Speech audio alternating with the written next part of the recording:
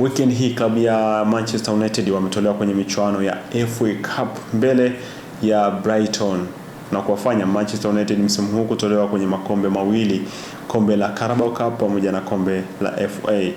Mara ya mwisho klabu ya Manchester United kutolewa kwenye vikombe viwili mfululizo ni msimu mwaka 1981-82. Msimu mwaka 1981-1982 ni mara ya mwisho kwa Manchester United kutolewa kwenye vikombe viwili mfululizo, nikimaanisha kombe la FA pamoja na kombe la Carabao Cup.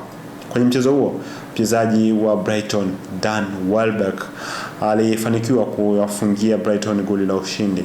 Ndani ya Dan Welbeck kuna story nyingi sana. Kwanza kabisa alishawahi kuitumikia klabu ya Manchester United na kufanikiwa kuvitoa vikombe 11 akiwa na Manchester United. Pale na Manchester United, Welbeck pia alifanikiwa kuitumikia klabu ya Arsenal na kufanikiwa kutoa makombe 8 akiwa na Arsenal.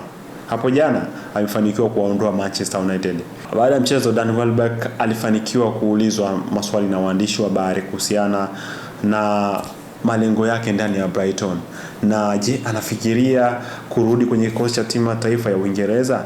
Dan Welbeck alijibu na kusema kwamba kwa upande wake yeye anajisikia vizuri akiwa ndani ya Brighton na anaamini mpira unabadilika kwa dakika yoyote ile na kwa nyakati yoyote ile. Kwa hiyo kurudi ndani ya kikosi cha Uingereza ni jambo ambalo linawezekana. Kwa hiyo ni moja kati ya mambo ambayo yametokea kwenye mchezo wa Manchester United dhidi ya Brighton. Kumbuka msimu huu Dan Welbeck tayari ana magoli 8 kwenye michezo 20 ambayo ametumikia Brighton kwenye ligi kuu ya nchini Uingereza.